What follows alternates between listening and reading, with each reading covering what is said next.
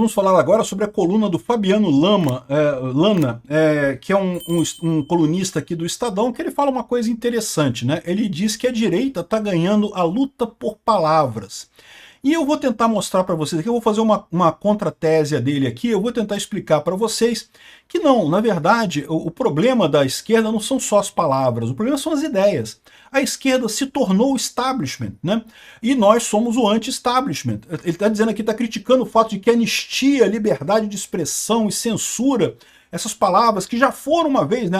A esquerda sempre lutou pela liberdade de expressão, sempre lutou por anistia no Brasil, e agora é a direita que controla isso, né? Vamos entender esse caso aqui, porque ele tá com um erro clássico de achar que o problema é a palavra. Não, o problema é a ideia. E a ideia está entranhada na esquerda, a ideia errada realmente. Não tem como você pintar de forma diferente. Eu desafio o Fabiano Lana. Então diz aí qual palavra que você usaria para essa tentativa da esquerda de calar os brasileiros através da justiça. Não tem outra palavra, é censura mesmo. A esquerda encampou a censura. Essa notícia foi sugerida por Augusto e várias outras pessoas. Obrigado aí ao pessoal que sugeriu notícias lá no nosso site, no visãolibertaria.com. E obrigado a você que está assistindo o nosso vídeo. Se você gosta do nosso conteúdo, por favor, deixe o seu like, se inscreva aqui no canal, né? Olha só, a direita dá um baile na esquerda na guerra por palavras como anistia e liberdade, né? Então tem um vídeo dele aqui muito interessante, acho que tem no YouTube também esse vídeo do Estadão. É curioso, né? Acho que o pessoal tá me imitando, né? Tá vendo que o pessoal gosta de ouvir vídeos ao invés de simplesmente ler o texto, né? E estão imitando o estilo Ancapso aqui nos jornais, né? Eu fico muito orgulhoso com isso. Parabéns, vocês estão indo bem. Continuem assim, esse é o caminho mesmo. E copiar as coisas que dão certo, né? Tá muito bem. Uma guerra de palavras acontece na sociedade brasileira. Não acontece agora. Toda a disputa política sempre envolveu disputa por temas e palavras, mas muito mais do que isso, por ideias, né? Existem algumas palavras que são consideradas negativas, a esquerda sempre adorou colar nazismo e fascismo na direita, muito embora a esquerda seja essencialmente, né, a base do nazismo e do fascismo, já falei sobre isso várias vezes, eles acusam a direita de fascista, de nazista e não sei o que lá, fizeram pichação de suástica, que nunca aconteceu no Brasil, nunca teve negócio de pichar suástica no Brasil, mas na época da eleição apareceu um monte de suástica pintada, evidentemente por conta de gente da esquerda querendo fazer false flag, colar isso na direita, né? Mas felizmente o pessoal percebeu o truque, não tem, né? Isso não cola esse tipo de coisa. E o que ele está vendo, ele está dizendo aqui que sim, sempre teve essa briga por palavras, né? E, de novo, o que eu acho a coisa mais escrota do mundo é a esquerda que defende Getúlio Vargas, não porque Getúlio Vargas, o pai dos pobres e não sei o que lá, que fez muito bem. Getúlio Vargas, um fascista de carteirinha, eugenista, né? Assinava a revista Eugenista Brasileira, contribuía com a eugenismo, vocês sabem, né? A base do nazismo do Hitler, né? A ideia de que existem pessoas melhores, raças melhores e raças piores, e você deve, para melhorar a sociedade, você deve acabar com as raças piores para as raças... Um absurdo completo que hoje em dia ninguém mais pensa como isso, mas o Getúlio Vargas pensava, exatamente. E esse pessoal que se diz é o antifascista que defende Getúlio Vargas, é a coisa mais incoerente do mundo, né? Mas, de novo, o que ele fala aqui tem razão. A esquerda adora colar palavras. Por quê? Porque colar palavras é uma coisa fácil. É o que eu falo para vocês. Por que a esquerda está perdendo a guerra com as redes sociais? Porque o debate ele elevou um pouquinho o tom. A esquerda está acostumada com a estratégia do debate, enquanto ele era baseado em diálogos, em slogans fáceis, né? Não, morte aos ricos, eu não sei o que lá. Não, você acha que o rico tem que ganhar menos para você ganhar mais? Sim, eu acho, pô. Né? Eu tô ganhando pouco, eu quero que o rico se foda. Né? Ainda tem inveja da pessoa ainda para estar nisso daí, né? Mas a verdade é que com a discussão na internet, o nível de argumentação subiu um pouquinho.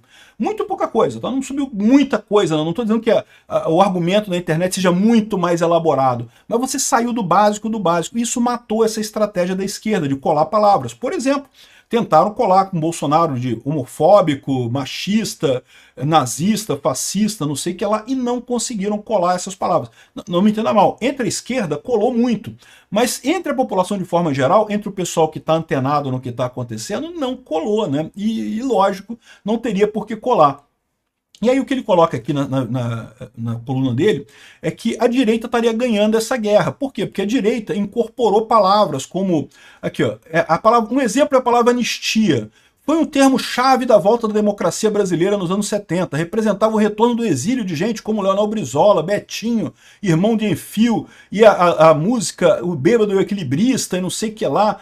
Hoje é o termo de liberdade, que pede liberdade imediata dos vândalos do dia 8 de janeiro, que depredaram. Não só isso, mas a volta do exílio também, das pessoas que estão lá, do Alan dos Santos, do Oswaldo Eustáquio, de vários jornalistas que estão no exterior e coisa e tal.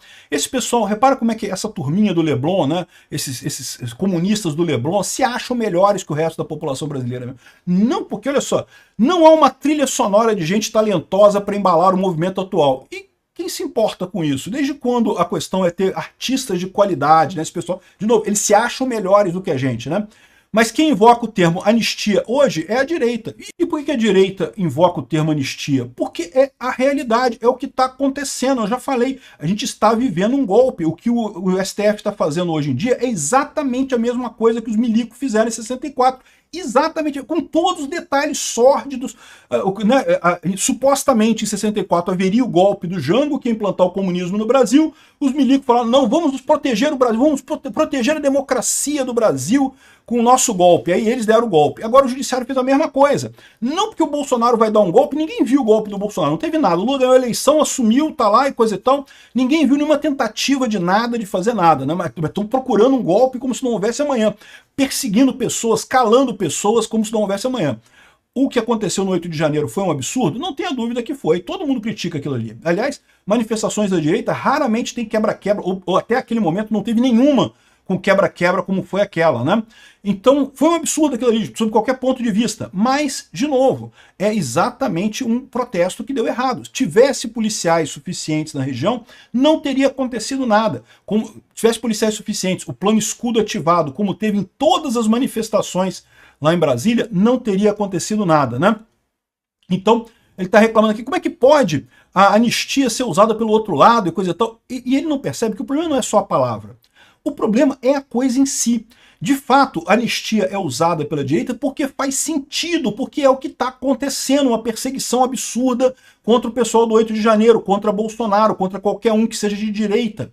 Esse pessoal ainda se acham os contra establishment. Eles hoje são o establishment. A esquerda é o establishment no Brasil. É a elite aristocrática socialista. Já estão há 15 anos governando o país. 15 anos, não, 20 anos governando o país. O Lula se elegeu em 2003 pela primeira vez, né? Aqui, ó, outro exemplo, a palavra censura é uma marca negativa de regime autoritário. Havia militantes que censuravam letras de música, como Chico Buarque, Caetano Veloso e tantos outros, por temas morais e políticos, censuravam capítulos de novela. Pois é, exatamente o que está acontecendo agora. E pelo mesmo motivo, senhor Lana, eles censuravam naquela época, por quê? Porque o governo militar era um governo fraco, um governo que não tinha apoio da população, até teve no início, como o governo do Lula também teve no início o apoio de muita gente. Mas depois, rapidamente, começou a fazer água, começou a ser cada vez mais autoritário contra a oposição, lá em 64 contra os comunistas, agora contra o pessoal da direita, e aí a crítica incomoda o governo fica incomodado com aquilo, ninguém gosta de crítica, gostar de crítica ninguém gosta. E quando o governo percebe que está muito fraco, ele começa a culpar a crítica pela fraqueza dele. Veja, o pessoal do STF é odiado, não é por causa da liberdade de expressão, é porque eles estão fazendo merda mesmo. O pessoal do Lula é odiado, não é porque as pessoas têm a liberdade de odiar o Lula na internet, não, é porque o Lula está fazendo merda. Então a liberdade de expressão, ela reforça esse problema. Só que para o ditador em questão, para a coligação PT-STF que está governando, a junta judiciária PT-STF que está governando o país nesse momento, a crítica é ruim, não pode, tem que calar essas pessoas, né? É exatamente o mesmo que os milicos falaram em 64, tem que calar esse pessoal, né?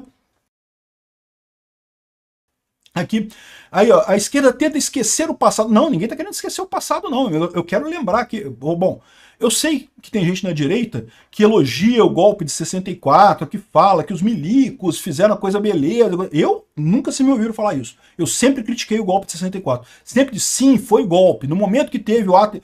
Você pode até argumentar que não foi no dia 31 de março o golpe. porque, em tese, o Jango fugiu, então o Congresso assumiu o controle, tudo isso estava de acordo com a Constituição, então até aí não foi golpe.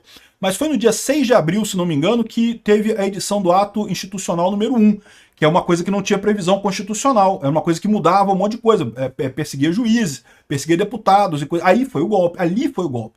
No dia 6 de abril ou 7 de abril, eu não lembro a data exata não, depois dá uma procurada aí no Google aí. Ali foi o golpe em 64, né? Agora, eu nunca defendi esse tipo de coisa. Eu acho que foi ruim o golpe de 64. Ah, mas os comunistas teriam tomado conta do Brasil. Eu não acredito que eles tivessem conseguido.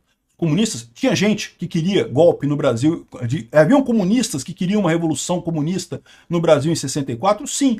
Assim como haviam pessoas que queriam que o Bolsonaro desse um golpe em 2022, eu tenho certeza que tinha um monte de gente que queria que o Bolsonaro desse um golpe em 2022. Teriam força para dar um golpe? Não, não teriam. Os comunistas também não teriam força para dar um golpe em 64. Então, no final das contas, foi absurdo, tanto a ditadura de 64 quanto a ditadura do Alexandre de Moraes, agora a ditadura de 2022, né? Aqui, ó. E aí ele fala assim, não, e curiosamente, aí o Lula elogia o governo chinês, a Janja elogiou e não sei o que lá, e aí acaba ficando, né, acaba entregando a liberdade de expressão para a direita no Brasil. Meu amigo, o senhor Lana, é muito mais do que liberdade de expressão, é a ideia em si. De fato, não tem como descrever com outras palavras. O Lula tentou, tá? O Lula bem que falou que não, que o correto é você estabelecer uma narrativa correta e não sei o que lá. Mas estabelece uma narrativa aí para você dizer que 213 milhões de brasileiros são pequenos tiranos que não podem ter direito à liberdade de expressão, não podem falar o que eles querem, não pode isso, não sei o que lá. Diz aí, chama de alguma outra coisa que não seja censura. Me fala o que seria isso daí. Não tem como dar narrativa nenhuma. É censura o que o PT, STF estão fazendo com o Brasil, com o brasileiro. E quem está, na verdade, traindo o movimento é a esquerda, justamente porque teve, de fato, uma luta a favor da liberdade de expressão lá no passado, e agora está jogando isso pro lixo, porque agora que virou establishment, agora que está por cima, agora não quer, agora incomoda a crítica, agora não quer, tem que proibir esse pessoal que está falando aí, que absurdo essas pessoas criticando a esquerda, chamando o Chico Buarque de músico ruim, o Caetano Veloso de pedófilo e não sei mais o que, né? Não pode deixar essas pessoas criticarem a esquerda, né? Enfim, é muito mais do que briga por palavra. A briga por palavra existe também, tá? Tem alguns temas que o pessoal tenta colocar a palavra da maneira correta. Mas o ponto central aqui são as ideias. O ponto central aqui é que a esquerda é o establishment. A direita agora é o contra-establishment no Brasil. Nós somos os verdadeiros revolucionários agora. E as pessoas querem mudança no sistema. Ninguém está satisfeito com o sistema do jeito que ele está. E é por isso que eu falo para vocês que a esquerda está com um problema e não vai conseguir resolver tão cedo esse problema.